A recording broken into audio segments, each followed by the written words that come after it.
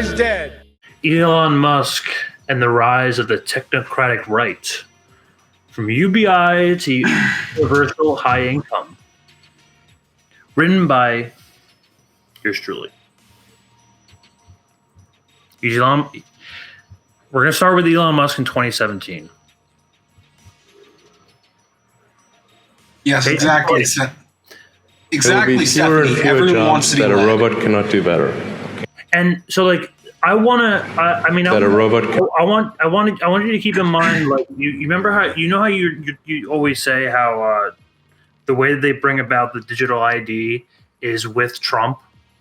They can get the public to accept all of these things that shit like the World Economic Forum wants through Trump, because if they can get Trump to do it, it becomes acceptable to like a large mass of the population. America is mostly a conservative country. It's mostly Trump supporters. Yeah, That's and because also people like Elon Musk, Donald Trump, his base thinks that these people are on their side. They care about them. So they'll accept all this shit because they're not the enemy side. They're not the evil communist, liberal, fascist, blah, blah, blah. They think if it comes from this side, it's like, okay, Trump stamp of approval.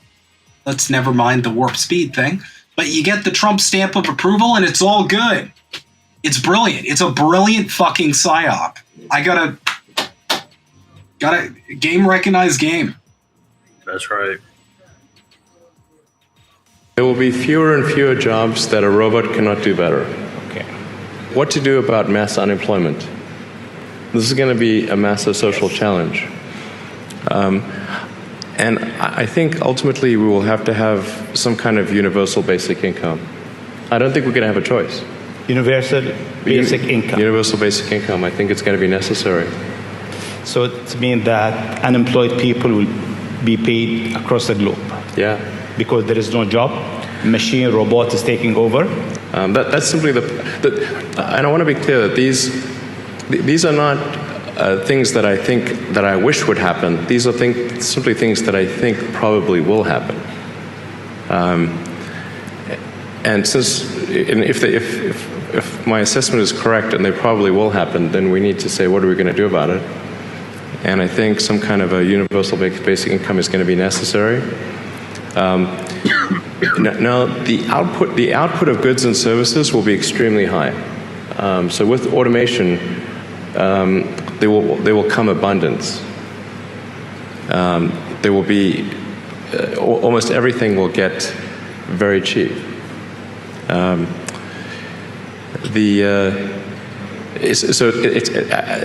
think we'll just end up doing a universal basic income. It's going to be necessary. The harder challenge, much harder challenge, is how do people then have meaning? Like a lot of people, they derive their meaning from their employment. So if you don't have, if you're not needed, if there's not a need for your labor, how do you, what's the meaning? Do you have meaning? Do you feel useful? That's a much harder problem to deal with. Sorry, I had to. Because it's interesting, Elon Musk is talking about what would be considered, what's that word he claims to hate so much? Socialism. UBI, but you like UBI? Not under a capitalist framework. I don't. No, you can't. Here's the thing. UBI is under when Andrew Yang, the way that Andrew Yang had it, it was awful. It was terrible. No, I'm just pointing out the hypocrisy of someone who's clearly anti-communist espousing what are essentially socialist solutions to an inevitable problem, which is automation. Now it's just funny. That was the last Trump election cycle. Here comes the next Trump election cycle. Listen to this. Trump 2, bitches. We do get into some existential questions. I hope Trump is winning. Trump is going to win the election. We're getting Trump 2. I hope you know. I hope you know. Actually, Actually, I've just heard breaking news. Donald Trump has died. I still think Joe Biden's going to die this month. He has also died. Joe Biden. Tomorrow's news today. That's right. That's right. No, yeah, no. I think they'll find it. They'll find like a successful assassination attempt on Trump. I think they'll get it eventually. I think Trump's assassin's probably going to be the McDonald's Corporation. I'm just going to call it. Well, it just keeps getting fat. We get into some existential questions here. In a benign scenario,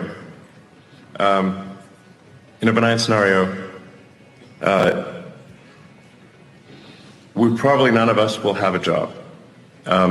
There will be, but in that benign scenario, there will be universal high income, not universal basic income, universal high income. There will be no shortage of goods or services. It's completely different. You remember what he said before, that there's like there would be a shortage of goods and services? There will be fewer and fewer jobs. I don't think we're going to have a choice. Universal, be paid. And I want to be clear that these are not, if my assessment is correct, now the output of goods and services will be extremely high. So with automation, there will come abundance. And I think the benign scenario is the most likely scenario, probably, 80% likely, if you ask, in my opinion. The question will not be one of lacking goods or services. You'll have, everyone will have access to as much in the way of goods and services as they would like. The question will really be one of meaning, of how, if the computer can do, and the robots can do everything better than you, then what does your life have meaning? That's really will be the question in the benign scenario. And stop here for a second. Scenario will bets are off. So this essentially, I just want to give a bit of a quick like materialist breakdown of this. This is a perfect example of the dogma of capitalism, because essentially what he is positing is a largely Protestant sort of work ethic, insofar as he's essentially saying, if you are not a wage slave, if you are not laboring and generating value for a company, if you're not being a good little worker bot, you don't have meaning. This is a mindset that has gotten us to the hellish late stage capitalist point we are right now. The fact that we're already in like tech cyberpunk dystopia. Yes, but the point I wanted to make was that we have lost the sauce so hard that we think without some kind of duty to a corporation, without some kind of role in the bigger machine, our lives don't have meaning. Guys, let me be the first to tell you, okay? Life, the beauty of what life should be, is you're the one who makes the meaning. A company does not define your meaning. Not even a role you are playing defines your meaning. You should be making meaning for your own life. Okay? Life means whatever you want it to mean. If the meaning of your life is just explore and see as much of the world, maybe the universe, as you want to, boom, there's your life's meaning. If your life's meaning is to shitpost on Twitter and call everybody feds 8 to 10 hours a day, not like I have any. Anyway, that's what Charmhole does. Yeah, but if that's your meaning, then that's your meaning, and that's it. That's literally what he's doing. But I mean, like, his dad died. And I feel bad for him, Yeah, my point is, we have got to get ourselves out of this mindset that someone else determines your meaning in this life. It is your life. You do not have forever. Eventually, we'll all have to return to the simulation. We'll get into that in another episode. But don't let these companies and these billionaires tell you what your meaning is supposed to be. Okay? That's for you to decide. That is your life. And if we're both being honest, I mean, in a, you know, in whatever system, economic system, like you choose to exist in, you're gonna have jobs. Like it's not like you know, no one's gonna go. Everyone's, you know, you can just like not work. I mean, I'm sure like people can retire a lot earlier. I'm sure people like who are sick and who need the time off could get the time off. The people who are like going through like paternity, you get more time off, and that like that those kind of things, those kind of, you know. The thing is, there's always going to be shit to do. There's always going to be a purpose. Like when you're running a structural society, you need people like to run the shit, to do things. So it's not like, you know, I mean, but there's people who belong in that, and there's people who don't. You know, the people who are like disabled or paralyzed, like they don't need to have a job. They don't. No, they don't. And here's the thing too, okay? Not everyone is like the meaning. Not everyone's like. There's like, I mean, I hate to interrupt you again, but like in a system where, you know, you can, if you're caught sleeping outside, you get harassed by the cops. So you need to pay rent and you need to live under a roof somewhere. In order to, because effectively being homeless is illegal. So that means that your rent is like your blackmail for existing in a society. Mm-hmm. It doesn't have to be like that. No, it doesn't. Abolish rent. That's a radical position that I actually have. That we could abolish rent completely. We're going to have. Here's the thing. We're going to have to. Because people are not going to have the purchasing power to pay these rents, especially as we do evolve into the right now, dude. It's like a third of my paycheck. I can't do it. Yeah, but back to what I was saying before. The main point I was trying to make is like, what person wakes up and goes, my meaning in this life is to work in a factory to make some guy fucking rich. What person wakes up and goes, my meaning is to make McDonald's rich by serving people shitty food that's eventually going to give them the diabetes? Nobody, like, that isn't, we already don't have meaning in that capacity. Look, me right now, I have a full-time job. I don't consider that my meaning in this life. So do I. I don't want to work for a company and just create like record profits for every fiscal quarter. That's not my meaning. My meaning is doing this. My meaning is helping people develop class consciousness and helping kind of, you know, pick apart the unhelpful aspects of our society under late stage capitalism. That's what I would give my meaning to.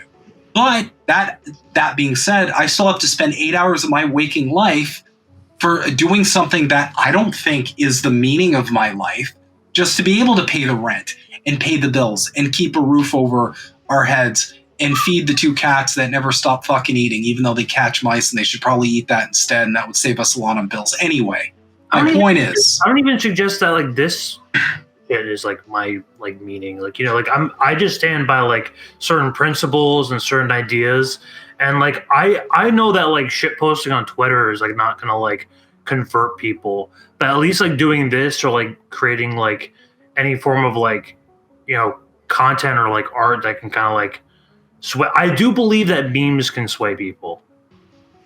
Yeah. Memes determine elections.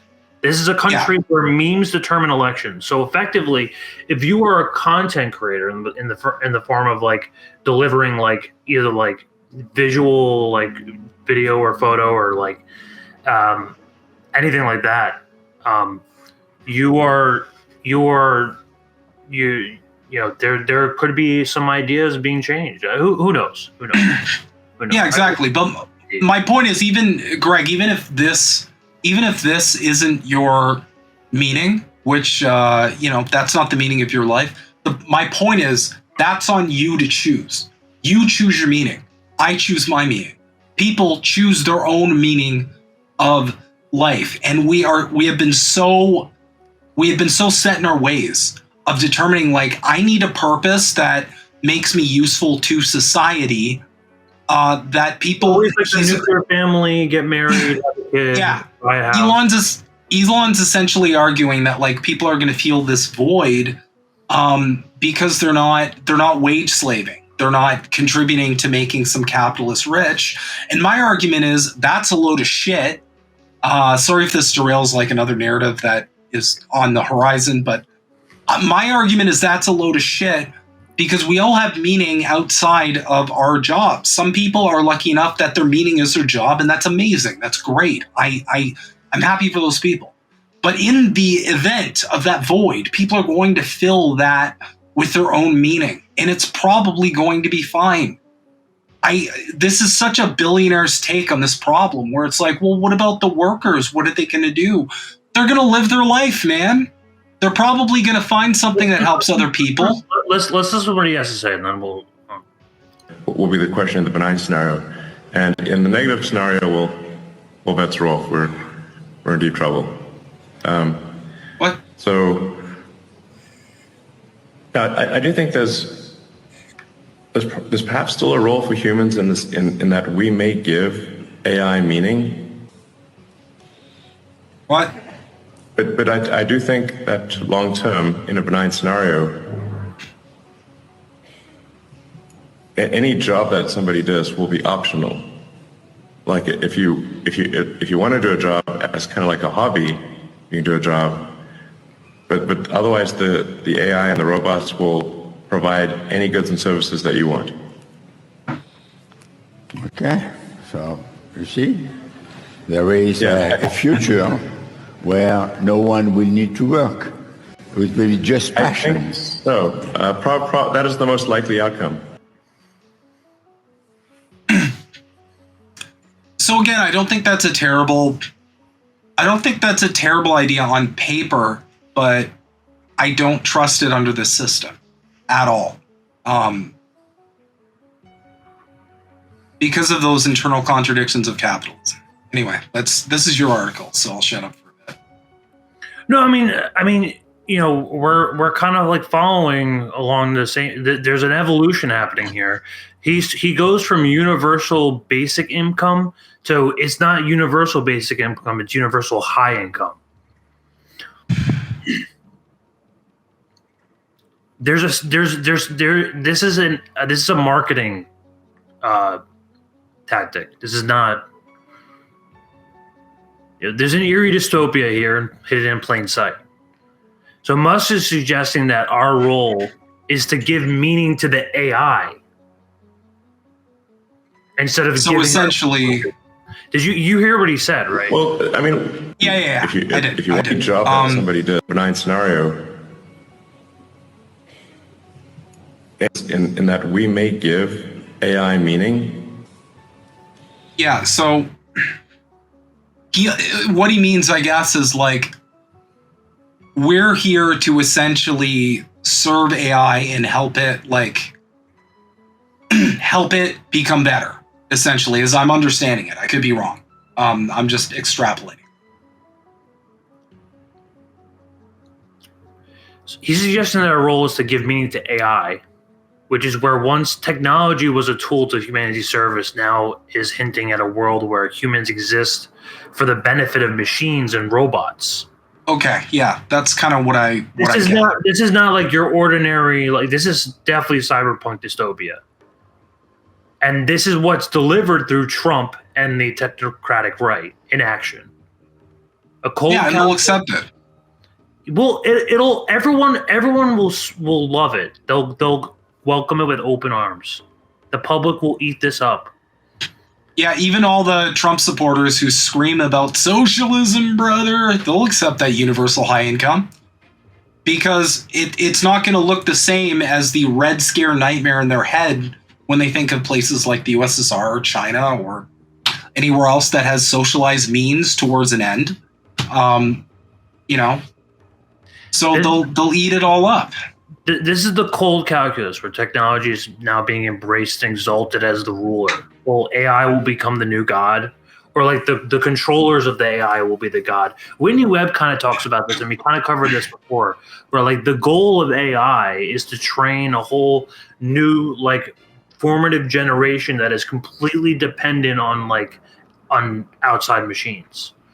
And you have a upper class that is like controlling the AI and feeding like what kind of information it spits out, versus the lower class who doesn't understand how any of the AI works and just like follows what the AI says.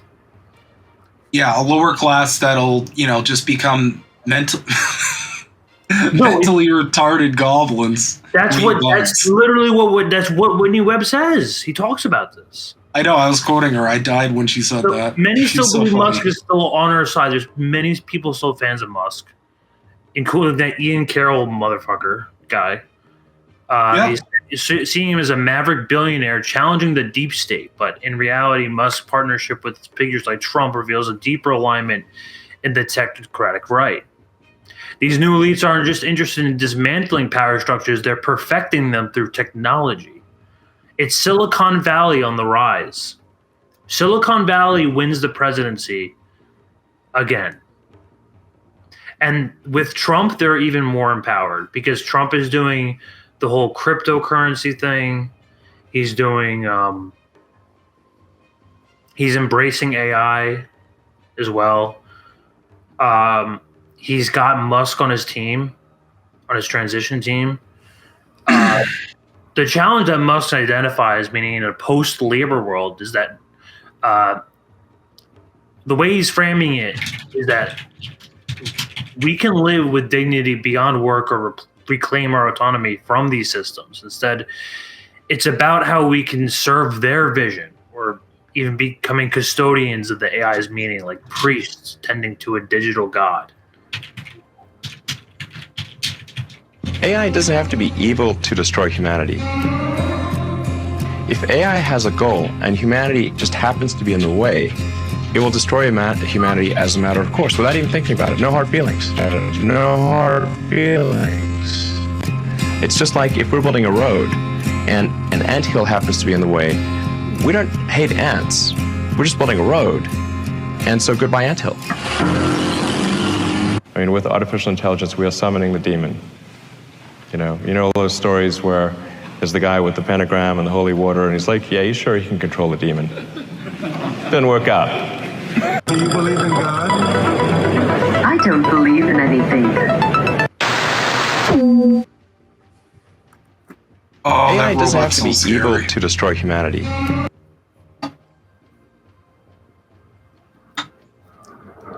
Just this past week, we saw autonomous cyber cabs, so like a self-driving Uber, and dancing Optimus robots. This is your future, guys. I can't believe this shit is coming out soon. This is just what they're showing us.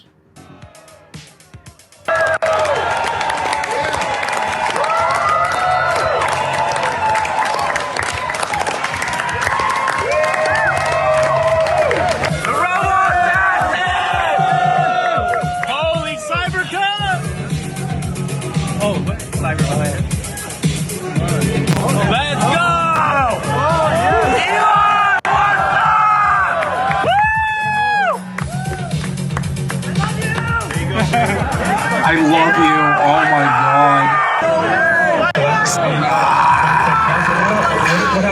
god. Dude, people worship him. They worship him. I love you.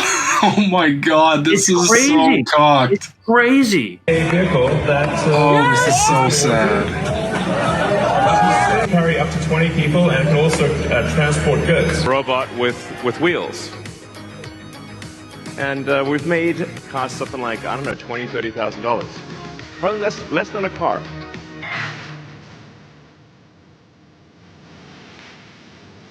Robot rock. Rock. Robot rock. They literally use the Daft Punk song for this to introduce. Man, I love me some. Elon's a meme machine in like the cringiest way possible. What do you think of the new Cybercab? Cybercab looks amazing. I know. I'm trying to get a ride. You want to get a photo?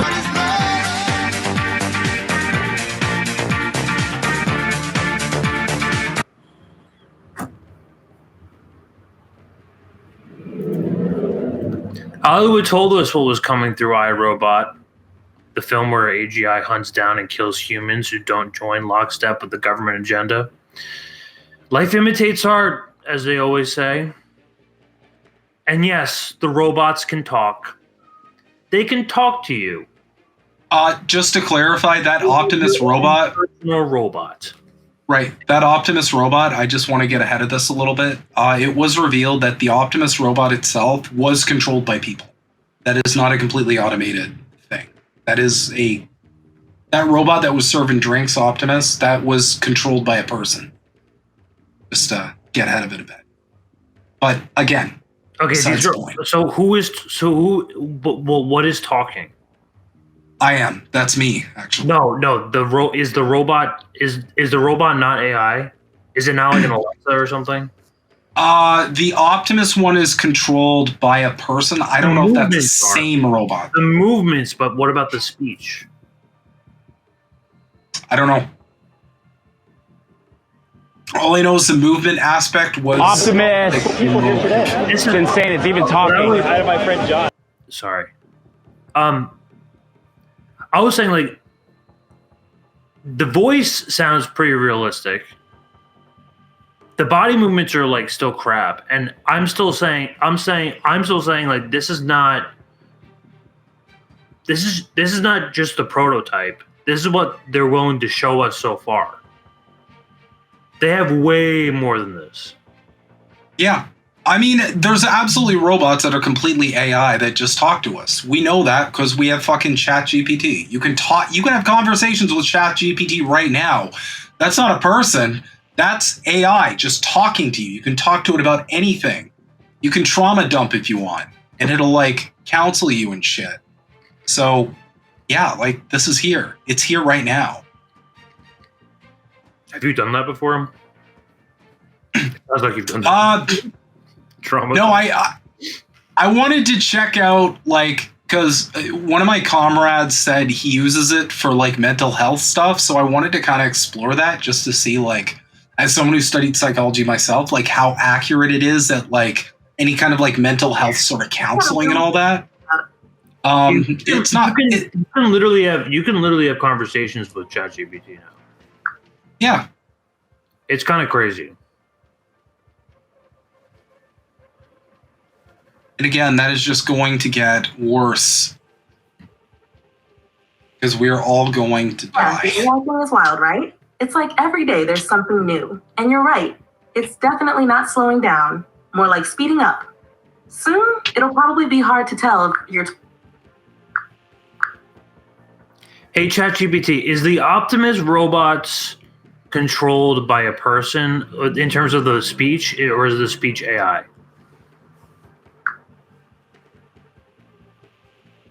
The speech for Tesla's Optimus robots, also called Tesla bots, is driven by AI, not controlled by a person in real time.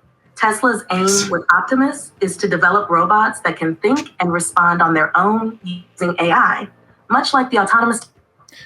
So where did you see that? That it was controlled by a person? Yeah. Let me go find it.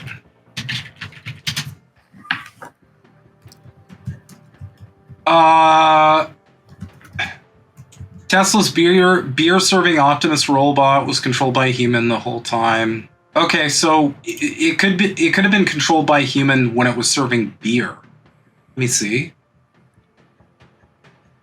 Big autonomy. It turns out the bot wasn't. Tesla employees were remote controlling it the whole time. Optimus did anything. Okay, so it appears to be a full public. Here, I'll share the article. It appears to be the thing with him serving drinks appeared to be like just a publicity thing. So I don't know if that's the same Optimus.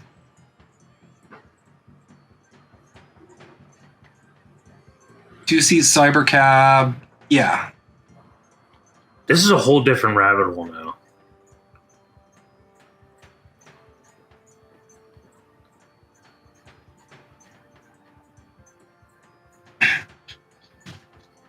I mean, at the end of the day, like, yes, robots have the capability to talk to us.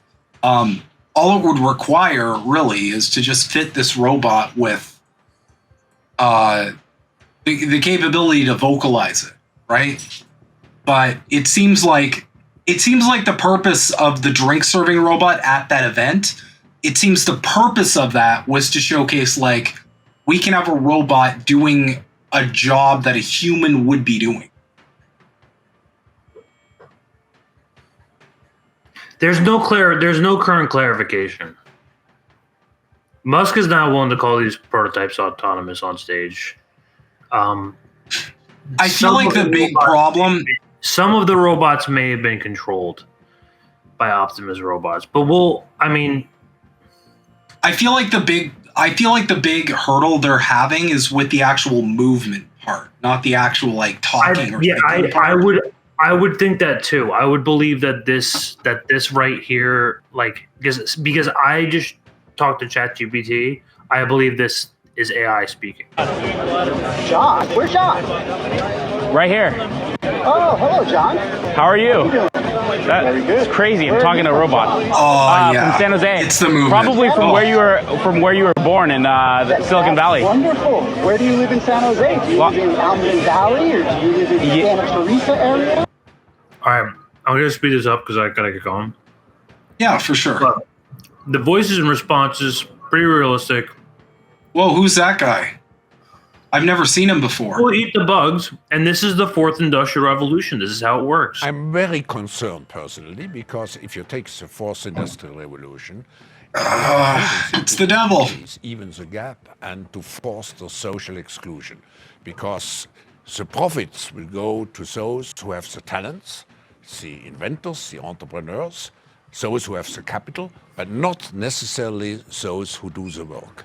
And you talk about the fourth industrial revolution, but the point about your fourth revolution is it's happening and we can't stop it.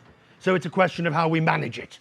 Exactly, and that's the reason why I tried to provide a framework in the form of a book for each participant, and why I hope that through public-private interaction we create the necessary rules, norms, and so on to master this revolution. But hang on a second. We mastered the first industrial revolution and the second and the third, but we did it without having big meetings to master it. Why do we have to do it differently this time? Because the speed is so fast, and the impact and the disruptive force. Just look at Airbnb. He's so passionate. Many other examples. This will happen to banking. This will happen to each individual sector, and we have to prepare for it. He's very passionate about that. It's merely men and women of our age that are having more difficulty. The younger generation will have grown up with this and will become used to it. Yes, but you have to make a difference between adopting the new revolution and mastering it. At the end, we need regulations, we need policies, and so on, and that's still the older generation. You create a distinction between adopting and mastering, and that suggests that you believe we can master it. If we understand it, and what we want to do here is to make decision makers understand what is at stake. When Klaus Schwab talks about it, it's a whole big government globalist agenda. But when Elon, who is buddies with this guy, by the way, who is part of the WEF, Elon Musk, the same billionaire we're talking about here, they celebrate this shit, and I just showed you they love him. They love him. There's two seemingly opposing sides working towards a common end goal: an AI hive mind, digitizing collective consciousness, humanoids. The point is to, like, in the future, Yeah, like wait into the future where they tell us they can save our relatives by uploading their consciousness into one of these robots. Humanity will fall for it completely. Just like how occultists talk to the dead through mediums and channelers, humanity will be doing the same through AI. And that so they'll advertise these robots as like bringing your relative back to life, and like supposedly like controlling, like uploading their consciousness into a robot, but it's really just AI. The thing is, I don't know if that'll work. Because like the second you know that you're just talking to a robot, I can get it if you're like really emotional and you really miss someone. Like the other day, my friend who unalived himself a while ago, I really wanted to tell him about something that happened on the news, and I got really sad because he wasn't around anymore. I might indulge that in a super emotional moment where it's like, yeah, I'll talk to the robot to have him pretend that he's my friend. But at the end of the day, that's just an AI just creating a fabrication. So I don't know how successful this will be. Just my take.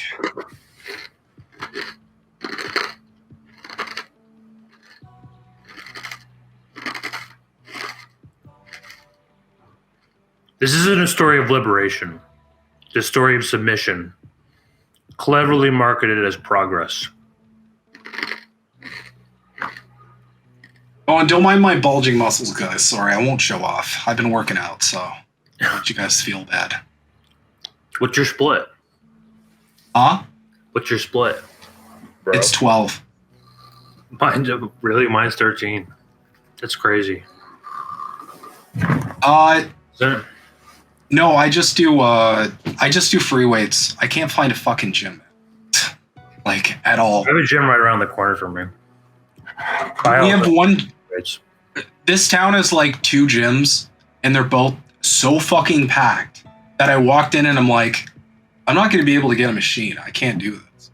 So I don't know if I got to travel or just maybe create like a home gym. But yeah, one of the downsides of living in the boonies in the country is like, you're not going to have like your pick of like 10. When I lived in Toronto, there were gyms everywhere. My building had a gym. There was always a gym. Up here, it's like, you kind of got to take what you get.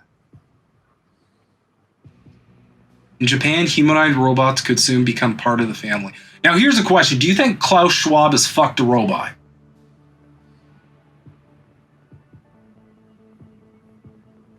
Probably. At this point, they already have the sex bots. They already have those. You can already order those right now.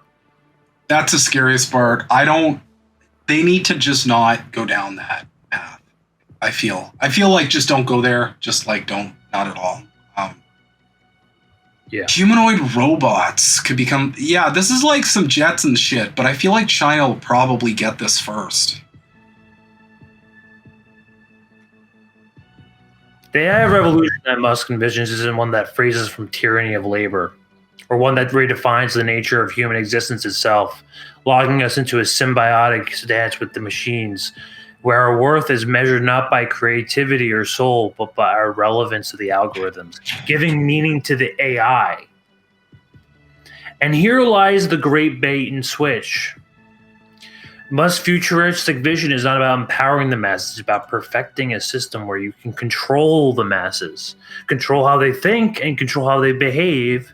And this is the ultimate endgame, using the current capitalist system to enhance the power and control that they have over the proletariat. So this isn't about escaping the clutches of an old elite. It's about ushering a new tech-enabled order that is just as hierarchical, just as controlling, only now at the hand of the lever is silicon, not flesh. Mark's subtle shift from UBI to universal high income reflects a deeper ideological evolution from the narratives of safety nets to one engineered dependence. Now the question is, like, when the robots are working, they get them working correctly, and the algorithms are all thinking by themselves, the goods are flowing. Who's going to make those decisions? It's gonna be us. Just something for you guys to chew on here. if we're not the worker and we're not the customer, we're the product. We've been the product ever since the internet came out. Well, yes, they've colonized the entire world, so now they need to colonize your mind and your attention. And the thing is, all these people interacting with ChatGPT and all that, we are training AI. And I feel like that might be the future for us. Us helping AI get to a level where it can essentially serve us. Now, what we're going to do with the population of the world, what they are going to do with the population of the world once they reach a certain objective, only time can tell. But I will make another comment because I've commented on this before. The depressing thing about our world is if we didn't live under late stage capitalism, none of this would be red flags. We would be partying. We'd be celebrating this shit. Be like, thank God we have robots now that can take care of all the menial tasks for us. Oh my God, we have these tools now, this technology that frees up our time, frees up our lives to enjoy what finite time we have on this planet. That is what we would have under a better system. But under capitalism, the only thing we can all think of is what is the upper bourgeois class going to use this for? And what does it mean for the underclass? And that's literally all any of us are thinking about, which I feel like is kind of depressing.